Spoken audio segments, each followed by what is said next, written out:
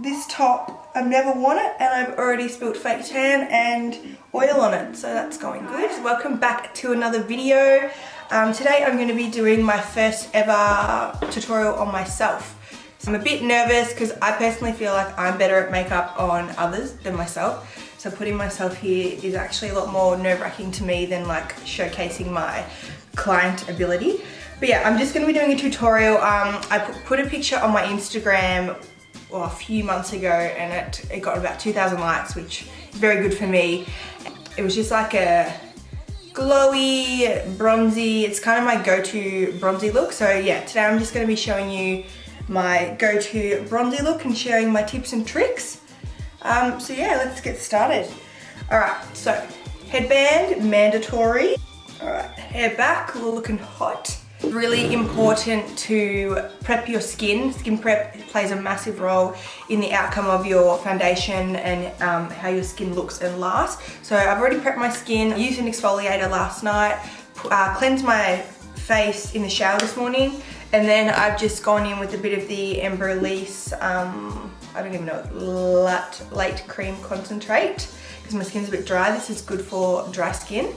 And then I've gone in with the Oli Hendrikson on a bright eye cream. This is my favorite eye cream at the moment. And then I just did like 2 drops of this for a little bit of extra hydration. And then just lip balm. Don't neglect your lips as well. You want to keep them nice and plump. So yeah, let's get started, straight into it. I'm gonna start with my MAC Soft Ochre paint pot. Is that what's the focus? Yeah. And I'm going to be putting that just all over my eye, all the way up to my brow bone. I always do eyes first. I've said this in all my other videos. It's no different on myself. Start with eyes, so if you get any fallout, I like being able to clean that out rather than, you know, even if you feel like you don't have fallout, I feel like you always get a little bit and that can just make your foundation end up looking like muddy. So yeah, I'm just coating my whole eyelid. Using this on the eyes first will help prime the eye. It's going to hide any discoloration and veins, because I have heaps of like little veins because I'm quite fair. Don't boogers. And this will help just hold our shadow and make the colours vibrant all day. Alright, looking a bit whack. So once that's on, this is one of my new fave palettes. I'm going to take the Viseart, I think this is Neutral Matte palette, and I'm going to take this shade, this shade here, and always just start with a transition color. I always like to use these kind of like really soft orangey browns, I guess. Pretty much use that in every look. And then I'm just grabbing that on a Zoeva just fluffy blending brush, and I'm going straight in. If you notice, some of these brushes are a bit dirty. They're my personal brushes, so I don't have to have them cleaned between each person because they're just going on my face. So yeah, going back and forth in little circular motions, as you can see. I do a mixture of back and forth like that and little circles for the most seamless blend. And then you don't have to be perfect with this, just kind of slap it on. My favorite kind of looks on myself, I actually do on myself, I like more subtle looks. And I just like a kind of slap on smoky. Like I don't really do cut creases or anything on myself. I just kind of like it to be smoky and blown out. And then when I'm working on myself, this is, when I do lessons, I tell a lot of people this and it surprises me, because to me it's just second nature, but it surprises me how much people don't do this. So putting your head back like that is gonna make everything 10 times easier when doing makeup on yourself, rather than like trying to go like this and going like that. Put your head back with your eyes open and you'll be able to see everything. I'm going to take MAC Uninterrupted, which looks like this. It's like a mustard brown. It looks quite ugly in the pan, but it's really nice on the eyes. I always place it kind of on my outer V first, just like pressing, and then blending through my crease. Not blending it as high as I did with that first shade. The darker the shade, the lower you keep it. The lighter the shade, the higher you can bring it. That's my general rule. So I would never personally take a black like right up. That's how you end up looking punched in the eye. And then now going back in with my Viseart palette and gonna take that Ready shade and same thing, start on the outer V and blend it through the crease.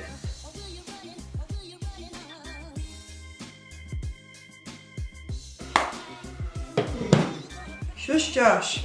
I'm gonna take my, this is Benefit Cheekleader Bronzer Squad palette, and I'm gonna take the Cooler Caramel, which is the darker bronzer in the palette. So I'm gonna take that and I'm gonna use it on my eyes. And placing that mainly on my outer V, right here, patting it. I always pat first because then it packs on the colour and gives you that dimension you want, and then you can go in and blend.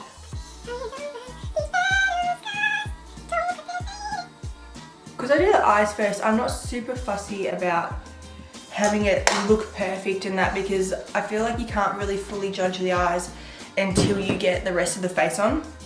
So I always would just get my base of eyes down, then come back to them later once my base is on, and then, you know, blend more or add more color if needed.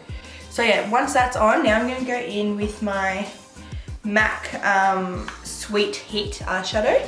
Looks like this. It's like, this is a really unique shade.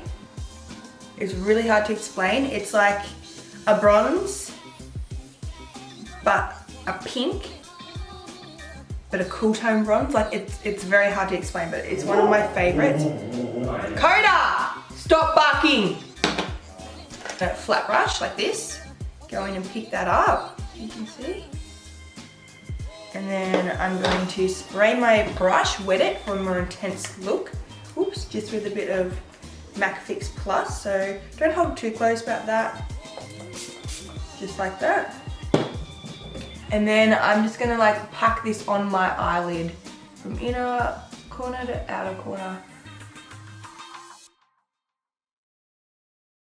Not really trying to get this defined or, you know, cutting the crease. I just kind of pack it on. Because as I said, for myself personally with my eye shape, I just love a smoky blown out look. Go back in with our blending brush and just blend it so there's no edges. You could leave it here if you just wanted it like that, but I want to take it a bit of a step up. So this is one of my new favorite products. It's my Mecca Maxima, I don't know, it's like in a little pot. It's in the shade Bronze.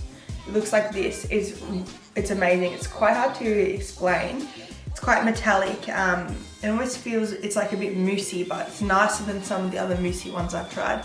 So I'm just taking a little bit of that on a brush and packing that on my lid on top.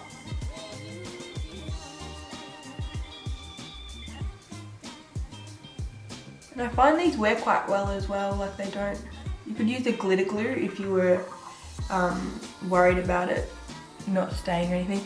I don't know if you're going to be able to tell, maybe I should zoom you in. Yeah, I don't know if you're going to be able to tell that it's kind of amped the look up. I'm really sorry, I probably should have had you zoomed in that whole time. I did not think about that.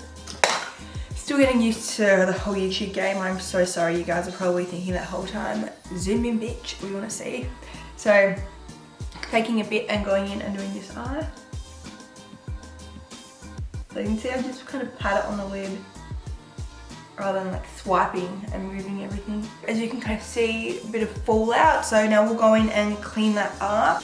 I'm just taking a cotton pad with a bit of micellar water, and best way to clean up fallout, like I bend my cotton pad in half and just go like that, and that will pick up anything that it needs to.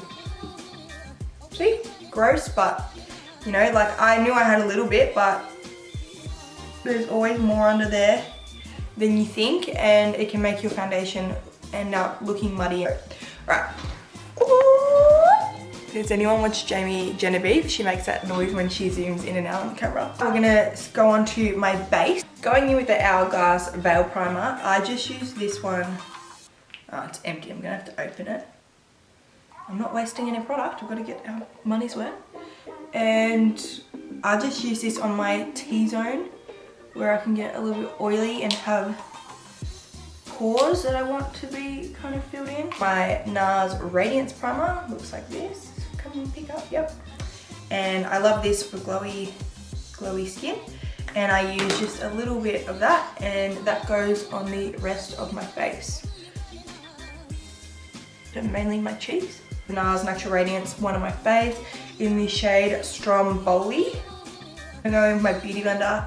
There's chunks cut out of my beauty blender. Because, yeah, there was like makeup that was not getting cleaned out, so I just cut it. So yeah, it looks a bit whack, but does the same thing. So I'm just gonna take 2 pumps of that on my beauty blender and just start patting that all over my face.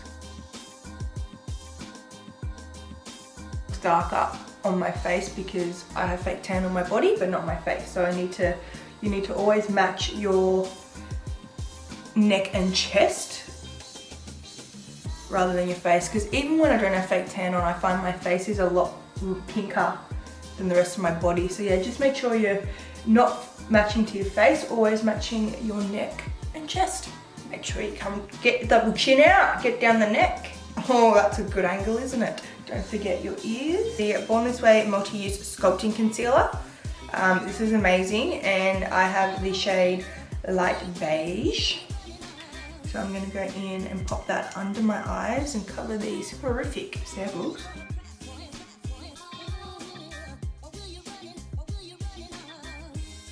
So you always conceal in this bit too. And I'm just gonna do a bit around my nose because it's quite red due to my dermatitis. And spot conceal any pimps. I've got a little dry crusty friend up there, but he can just stay there.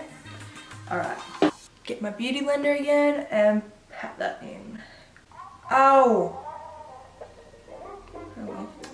There's no better method for concealer blending than a beauty blender, I think. Nothing blends it into the skin quite like a beauty blender. Anyway, so much better. I naturally have like a dent in there. I would like to get filler, but I'm just nervous. So that's not gonna go away, but the darkness and that is all covered. So that's the main thing. Laura Mercier Translucent. This is just my most trusty powder, and I'm going to set my face. This is a Real Techniques blush brush and blush brush. Taking a bit of powder, tap off the excess. I don't use too much powder because my skin's combination, like it does get oily, but it gets oily because it's so dry. So yeah, I don't set, I definitely set my face, but just no crazy baking or anything. I'm just patting, always when you set your face. Oh, hair in my mouth, yuck. Always when you're setting your face, pat, don't swipe, because if you swipe, then you could just remove everything you've already done. Yeah, I'm just patting this everywhere, especially my nose. That's where, I think that's everyone's problem area.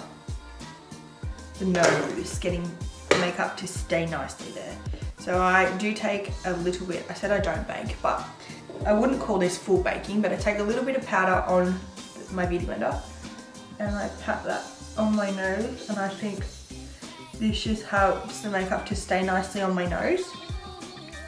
And then I'll just go back in my brush and kind of lightly, really lightly buff that off. And then just taking a smaller brush to set under my eye. Now I'm going to contour my face a little bit. I don't do any kind of dramatic contouring, just very basic. I love using brushes like this for contouring. This one's by Zoeva. I just think they're the easiest thing to use. So I've got this palette, and this is the original Hoola here. I'm just going to take that. The trick with contouring is that you want to start with a little amount of product and then build up, rather than go in, create a line, and be like, oops, can't come back from that. So I can see my cheekbone here. I don't know if you guys can, but I can just naturally see it. So I'm going to go in. So the general rule for contouring, if you're not sure where to put it, what I was taught, from the top of the ear, and don't bring it in past the arch of the brow, and always blend up in little circles. So that's just very subtle, but even you can kind of see that just makes a difference. So once you kind of apply those rules, everything becomes easier. I mean, contouring should act as a shadow, not a massive line on your face anyway. And then I'm going to contour my nose a little bit because I have a wide nose. So pick up a little bit of that on a little fluffy brush and just going in and sculpting my nose. Depending on your nose shape, you can contour in different ways. Because my nose is quite upturned, I don't contour the tip, I just contour down to narrow it in. And I blend that into the start of my brows. I just find that's the most natural way to do it. Now I'm going to bronze. So the difference between contouring and bronzing: contouring will sculpt your face, add shape, add definition. Bronzing is going to add color and warm you up. So today I'm going to go in my MAC Gimme Sun Bronzer. This is just an OG, classic, can't go wrong. Dip into a bit of that.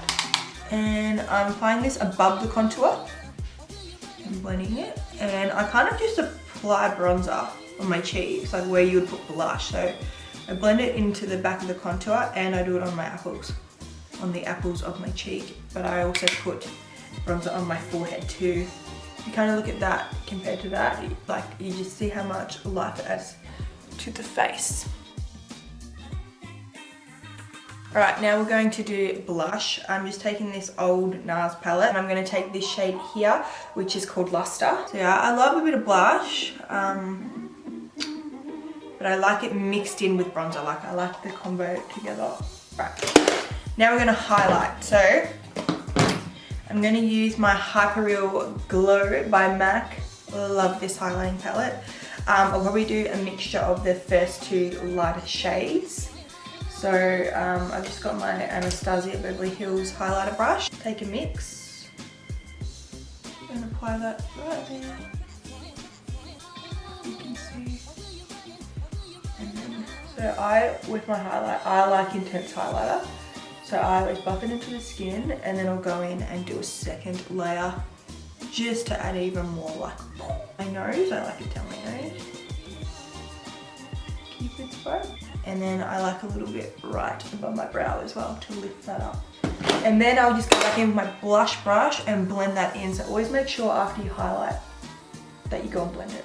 Today I'm just going to use Anastasia Beverly Hills Brow Definer in Taupe and Benefit Gimme Brow in number 1. So I brush them first. Brushing your brows up before you fill them in is just going to help you to really see the shape you want to follow under your brow. Pushing the product upwards, mimicking little hair strokes in the front of the brow.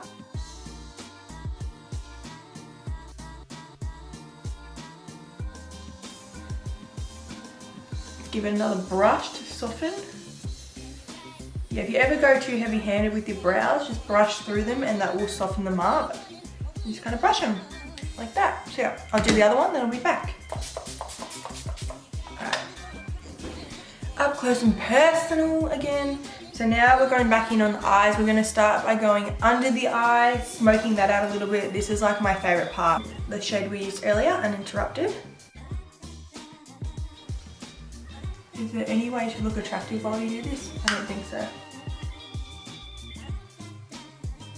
And then you've got that colour down. Then we'll go in with the more reddy toned colour, this one here. I'm going to use a highlighter called Cookie, highlight my brow bone. So take a little bit of that on a flat brush. Oh, that's really pretty. Come on. It's the same as when you do normal highlighter on your face. When you're doing it on your eyes, make sure you go back in and blend the edges. I'm going to have a look at the photo because I can't remember if I wore eyeliner or not with this look.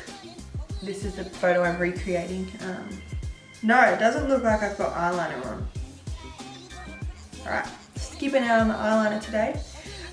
First, before that, I'm just going to take this little brush. This is just an old Real Techniques one. wet it. Go in with that cookie shade again out of the Benefit palette and pop a bit of that on my inner corner.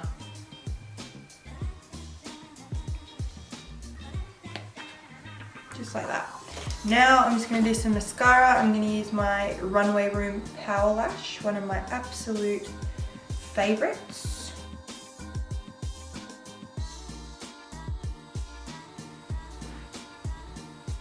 Just like that. Hot tip, if you're like me and you're just clumsy, take a little spoolie, and if, I don't know if you can see, but I got a bit of mascara there and I literally just like scrape it once it's dried and it's gone. This little box.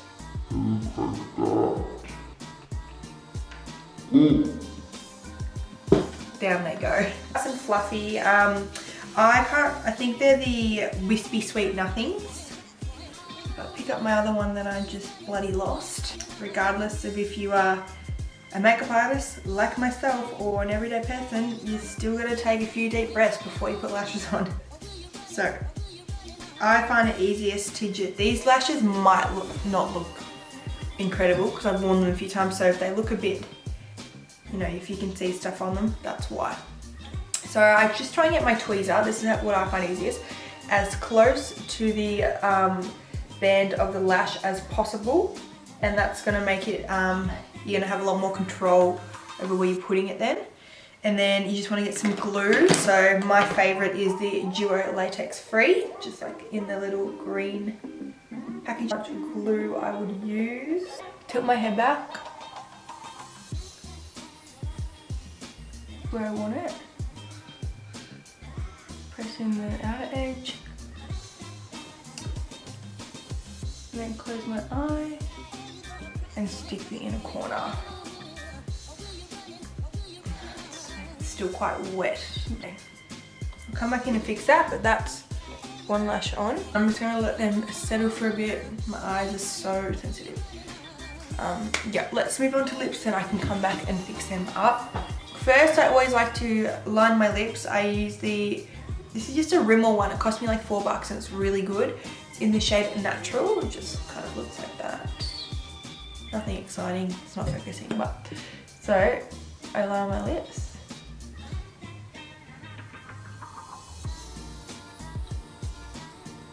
I just love lining my lips. It gives them more definition, makes them look more plump. I took a tiny bit of MAC Peak Stock Lippy and pop that on. This is my lippy, hence why I'm going straight in from the tube. One of my absolute favorite lip products of all time. So, oh, maybe even a little bit more. This is Nars Chelsea Girls. I don't know if that will focus on that. Yep. And it's like a soft pink. Like, this is not a nude, this is a pink. But if you just use a bit of this mixed with a nude lippy, oh my god, I love it. I think people are scared of like lip colors like this, and like in lip glosses they look amazing. Like, I bet a lot of you, if you saw this in the shop, you wouldn't pick it up because you'd just be like, oh, it's too pink, if you're not, you know, if you're more a nude girl like me. But it is really beautiful. If you wanted an alternative, I sell, this is like almost a bang on dupe. This is called Sundae by Modelrock in their liquid silk glosses, and I sell this. So yeah, you don't need much, just a little bit, and it gives that bit of color without being too much, and it just brings life to your lips. So yeah, if you have a makeup appointment or you want to buy one, let me know. So these are $23, whereas I think these glosses are about $40 or $45 from memory. So yeah, this is definitely a cheaper alternative. Is the finished look. If I fix my hair, it's a bit of a mess now. So yeah, it's actually really easy. I feel like most people could achieve this look. You wouldn't necessarily have to take all the steps that I did, but yeah, it's just those soft bronzy tones. This would suit anyone, any occasion, any outfit, whatever. Oh my god, my windows are open and someone's walking past. This is so embarrassing, and I'm sitting here talking to myself. Hang on, just wait. Yep, she's staring. Yep. Gonna go on my phone, play it cool until she goes. She's going. I mean, good on you, Dale. Good on you for going for a walk because you're doing better than me. And yeah, I'll see you next time, guys. Thanks for watching. Bye. Oh, and please subscribe.